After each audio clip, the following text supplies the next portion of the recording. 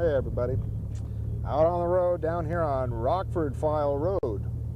Down here where the really great detective university is. RFU, the Rockford File University, where all the good detectives get their training before they get their license and things like that. Well, we got a really good film for you tonight. And I think that if you like Boris Karloff, like you know I do, and you know we ran a bunch of Bela Lugosi's, now we're starting to get into our Boris Karloff material.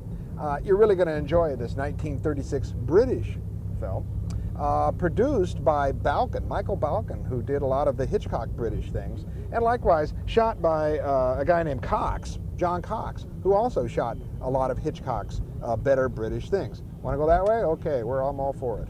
Okay, hold on here, folks. We're making a little bit of move. Got to keep an eye on it. Could go to the mall, maybe. I'm all for it. Well, you're probably wondering what's the name of the movie that we're talking about. Well, it has two different names. Actually, it has a lot of different names.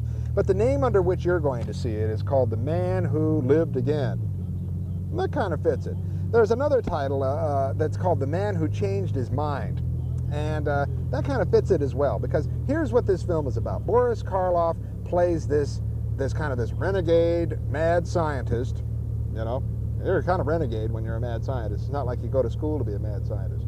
But I guess you could go to school to be a mad scientist. You know, it's like, what is your major? Mad scientist. That's what I'm getting ready for, you know. And you take a lot of wacky courses, you know, taught by the bad chemistry teachers and things like that, so that you could create things that blow up and so on. Well, he doesn't blow anything up, but he does got this deal, you know, where he can do mind transference.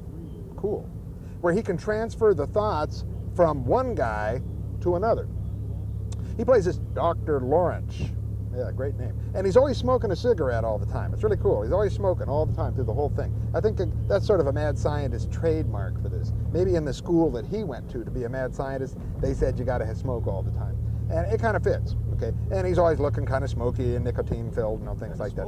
Okay, and yeah, kind of smoky. And he's got this. He hires this young woman who he thinks is sort of a youngster who's going to be able to follow his line and so on, and not going to be set in her ways to not accept the revolutionary ideas that she has. Played by Anna Lee. You know Anna Lee, and John Loder's in this too. Both of them should be very familiar to you if you know How Green Was My Valley, great John Ford film. Both of those are going to appear in that film later, but they're in this film as well. Now, so he hires this young surgeon type, brain surgeon lady to work with him, and he says, okay, I'm going to show you this great experiment, and he's got this great scene. You'll love this scene. The monkey really enjoyed this. He comes out with this monkey. He's got this chimp, real friendly chimp, smart chimp that eats out of people's pockets and stuff like that. Really cool stuff. And he straps him in a chair. You get great shots of him with his electrodes all over him and things like that. And then you get a shot of this bad monkey brought out. And this bad monkey, he won't obey anything. You know, he won't eat out of the pocket. He won't do a lot of stuff. He's going, you know. They strap him in a chair. Then they do this great electrode stuff, you know, switching the things around and all that stuff, and then whammo.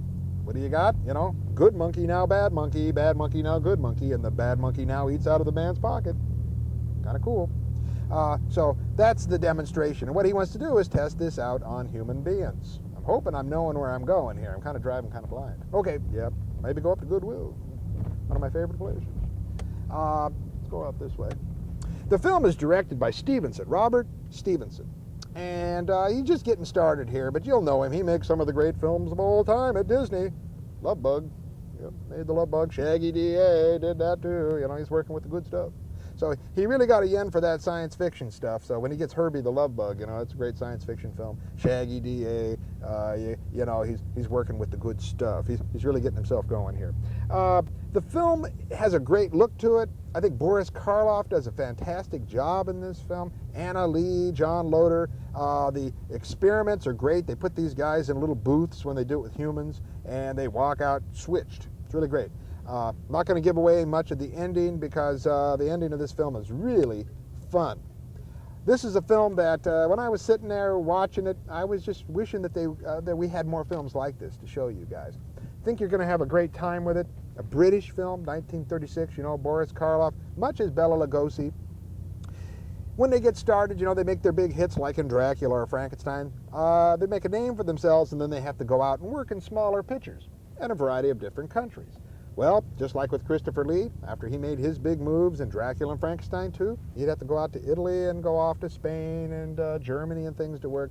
You'll find the same thing occurring with Bela Lugosi going off to England, and same with Boris Karloff going off to England to work. Later in Boris Karloff's career, he would go to Spain and Italy and places like that to work as well. Well, no matter what you call this film, The Man Who Lived Again or The Man Who Changed His Mind, I think you're going to have fun with it. I sure did. And I'm having a hard time deciding where we're going. So Still get the monkey some bananas. well, I think it's a good idea.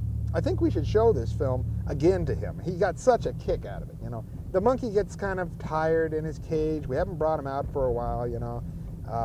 He's kind of morose right now. He himself is waiting for the baseball season to really kick into gear. He's a bit of a Royals fan, you know, so we'll see how he does. I'm a Cubs fan. He's a Royals fan, so we all know what pain is really like.